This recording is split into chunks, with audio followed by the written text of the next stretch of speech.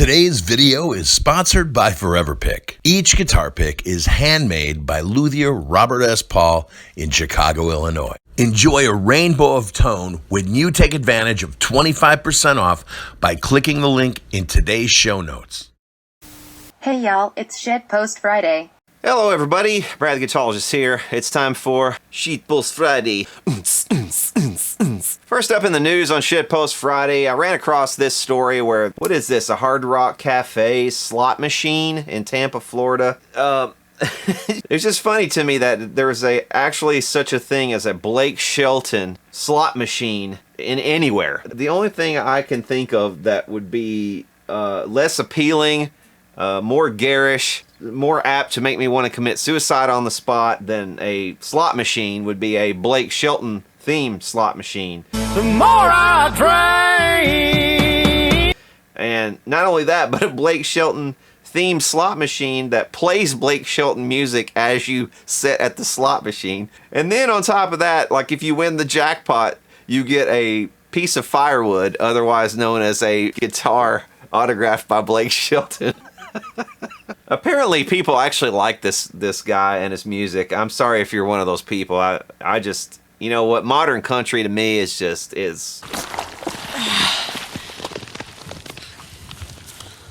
right. There's no trace of lilac berries. You know, it's really down there with all that crap and the auto-tuned vocals and, you know, shit about my money and how sexy I am and all this, you know, ridiculous music for ridiculously stupid people. I know some people who play slot machines and like, oh, let's put a quarter in the fuck. Can you believe it? They used to test H-bombs on this beautiful piece of property. This is entertainment for idiots, really, is what this is. If you find yourself in a casino and you're playing slot machines, then you should seriously reevaluate yourself, man, because I can't think of anything lower than playing slot machines. Except playing a Blake Shelton slot machine. But anyway, that wasn't even what I was going to discuss in the news. I just happened to run across that a second ago. The title of this article is, should you use your pinky when playing guitar? And it's an interesting question for me particularly because if you'll notice a lot of times when I do play, I will tend to use these three fingers and my pinky just kind of sits out here in space and doesn't do a whole lot. Especially when I'm doing some of the faster runs. And that's just because, probably because I'm mostly self-taught on the guitar, and on my fretting hand to use my pinky is kind of difficult because if you'll look at my fingers, my pinky is significantly shorter than all of my other fingers, and actually it comes way down here. And you know, the thing about pinkies is that the muscle that's used to articulate the pinky also is tied in with this finger as well. So if you're the type of person who has a pinky that you can move completely independently of your ring finger, then you are probably in the vast minority, because when I try to move my pinky, this finger goes with it sort of involuntarily. So it's a physical thing that is a limitation of my body, something I just have to overcome if I want to play up to a level that would be considered world-class guitar, which I don't think I am. You know, but if you compare some world-class guitar players' pinkies to this sort of pinky, you know, people like Paul Gilbert. Paul Gilbert's a good example for me because he does very rapid stuff and he does it with his pinky, and you can see how gangly and long his fingers are whenever he does play. And his pinky is very long. He has a very long pinky. It's a very seems able to articulate his pinky very well when he plays. One thing I wanted to look at to show you some of the limitations of my particular playing. You know, I thought I would show you some of the scales that I typically play. You know, like for instance, let's play a G major scale, and I'll show you how I play it. So there's my pinky right there, but you'll notice also that I'm going from my second finger here to my pinky. I'm not going from my ring finger to my pinky, so it's more of a middle to pinky. And again, right here, on this little triplet of notes, I'm going from ring finger to pinky, okay? And that I can do all day long.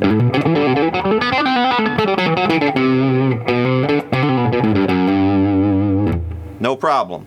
The problem comes whenever I get down a part of the scale where I have to actually go from my ring finger to my pinky, and they are only separated by a half step.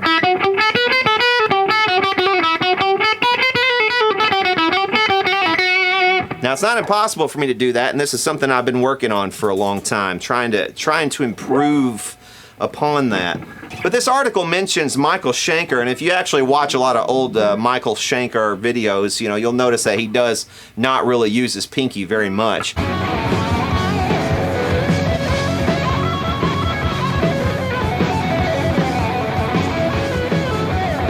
And on a lot of passages, I don't use my pinky either, especially when it comes to parts of a scale that include this interval.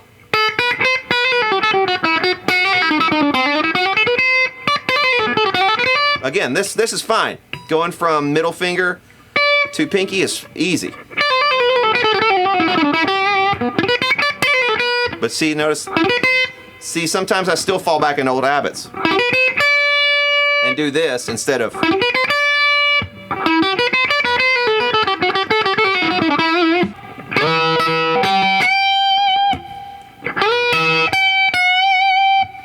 And also bends. That's another thing about bends. I'm way more comfortable doing bends with my middle finger. So I'd much prefer to land on a bend with the middle finger, and that also affects what I do as well, because if I know I'm going to be doing a bend, or if I think I might be landing on something where it's going to be a bend, I'm a lot less apt to use that pinky in certain passages.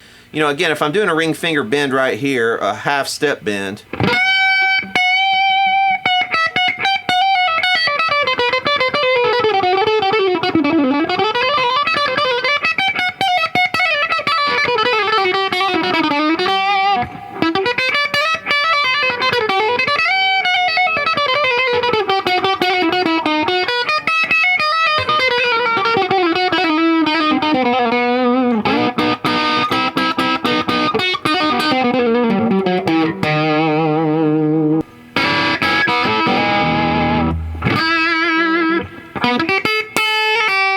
see, like right there, Francis.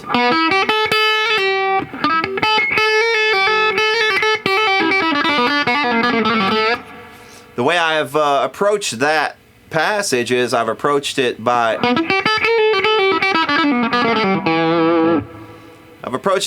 excluding my pinky, but if I wanted to include the pinky,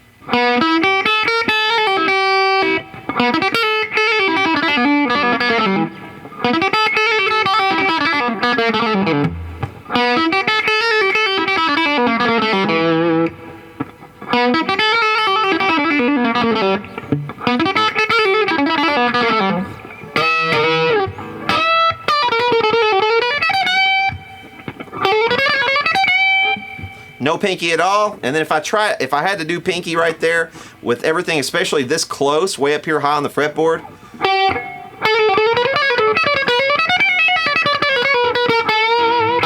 it would take a lot of practice to get that down, and that's down to a limitation of my physicality. I have a very short pinky, and the muscles, when my brain tells this pinky to move independently, it just cannot really do it. So very interesting discussion. Check out this article if you're interested in reading more about this. But it was interesting to me because I've always had this problem of how and when to use the pinky, because I can do some very fast runs without the pinky, but if I do it for too long on certain scales and certain parts of the neck, it really starts to fatigue me quickly. So here in recent years, I've really tried to make an effort to retrain myself into using this pinky more in situations where I have this interval of a full step and then a half step like this. Like if I'm starting on an A minor, trying to train myself to use that pinky right there on the third is...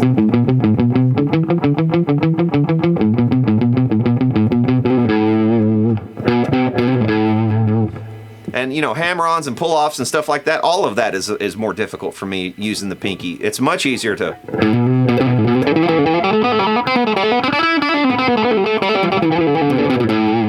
You'll notice I switch to the pinky when I have a wider interval, and that's fine. You know, once again, it's just an interesting thing for me. I'd like to hear from you guys down below. What sorts of limitations do you experience with your pinkies? You know, do you use your pinky very much? Do you use them in certain situations? Are you kind of like me? You have a really short pinky? Do you have a long pinky? Are you able to move your pinky independently of your ring finger? Yeah, comment below and let me know what you think about this.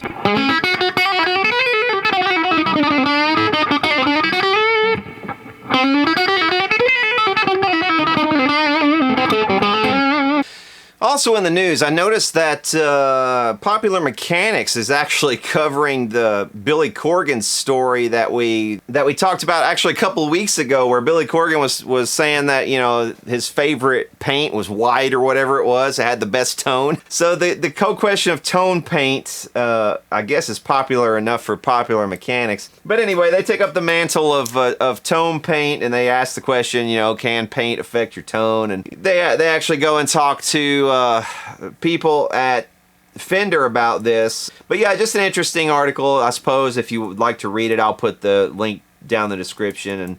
And you know, they go into the differences between poly finishes and nitrocellulose lacquer finishes, and the difference between acoustic guitars and electric guitars when you're talking about the effects of paint and how much effect it's going to have on your tone. And you know, I mean, if you sit and just think about this for more than 2 minutes, this is not a difficult subject to tackle. You know, the subject of tone paint, of tone wood, of all this stuff is really not that difficult to tackle. In my opinion, in my estimation, yes, there is such a thing as tone wood. There are certain woods that have certain densities that are going to allow a guitar to vibrate more freely and for longer periods at a clip. They are going to be more or less efficient at reproducing at taking string energy and turning that into vibrations of air than other pieces of wood. I think that much should be clear to anybody who thinks about this for more than 2 seconds. And its effects are absolutely observable when you're talking about acoustic guitars. Everything affects an acoustic guitar.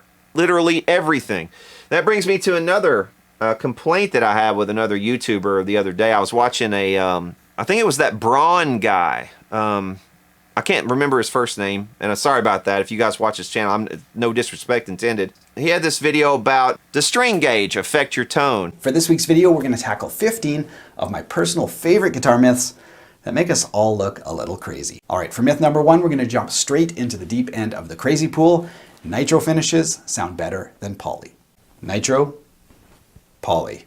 Nitro, poly. Nitro, poly. Nitro, poly. All right, favorite myth number 3 is that heavy gauge strings give you super thick tone. And certainly it makes your guitar feel different, right? You have to dig in, you kind of got to fight that instrument, but you can just like lay into it, which gives it a different feel. But does it give it a different sound? I don't think so. The answer to that question is absolutely yes, 100% yes. String gauge will affect your fucking tone. Just about everything you do on a guitar is going to affect the tone. Now, is it going to be better or worse? You know, that's up to you to decide, but everything that you put between your fingers and an amplifier speaker on the output is going to affect the tone probably in some form or fashion. But, you know, I mean, the question of whether or not it's important enough to care about is a completely other thing. But yes, string gauge affects your tone, and I don't care who you are, I don't care what you say. String gauge is going to affect your tone, and absolutely you can again notice it most clearly when you're talking about acoustic guitars. Get an acoustic guitar, just do this. Get an acoustic guitar, put 12 gauge strings on it, okay? Play around on it for 3 or 4 songs. Take the 12 gauge strings off, put 13 gauge strings on it, or better yet, go from 11 gauge up to 13 gauge medium strings, and note the difference. Note the difference in bass, in punch on some of the mid-range. Note the difference in the sort of perceived compression of all the strings together, especially when you strum an acoustic. Note all of these things. Note the sustain as well. You're going to get more sustain with a 13 gauge string than you do with an 11 gauge string. And why is that? Because the tighter a string has to be to get up to a certain pitch, the higher energy it's going to have when you set that string into motion. There's actually more potential energy there in that string to transfer into the body of the guitar. So yes, string gauge does affect your tone. It's not going to affect your tone as readily or as perceptibly on an electric guitar. Same with the tonewood on an electric guitar. It's not going to be as perceivable. All of this stuff, all of these little nitpicky, bullshitty, kind of things that at the end of the day do not matter a bit, but matter a lot to people generally, I find, who don't know how to play, or YouTubers who want to cause a controversy and have something to talk about. I think this guy's a couple cans short of a six-pack. Everything that you put on a guitar and everything that you put in an amplifier, and especially in the signal path of an amplifier, everything between your fingers and that output of that amplifier, or everything between your fingers and the sound waves coming off an acoustic guitar particularly, all of this stuff matters, man. It all matters. Absolutely matters. So don't let anybody tell you that it doesn't matter, but also don't let anybody tell you you can't make great music, you can't have a great amount of fun with something that would be considered subpar. You could get a piece of crap acoustic with poly finish that's, has a tiny body that, on paper should sound like ass. And if you take a nice microphone and you put it up in front of that guitar, it still might sound great. And even if it doesn't sound great, it still might have a character. Then this is the most important thing. It might have a character that would sound great on a certain track, and it might have the exact character that track needs. So don't discount something and don't write something off simply because it doesn't have A, B, C, D, all of the selling points that you look for in a certain guitar or whatever. And that's all I have to say about that. Alright guys, so that'll conclude this edition of Shitpost Friday. Hope you've enjoyed it. Please hit subscribe down below if you have. Also hit subscribe over on my second channel, Guitologist Channel 2, if you have not already. Sometimes on the weekends I will put up extended bonus outtake stuff from Shitpost Friday over on that channel, so definitely subscribe over there as well. And for now, y'all take care.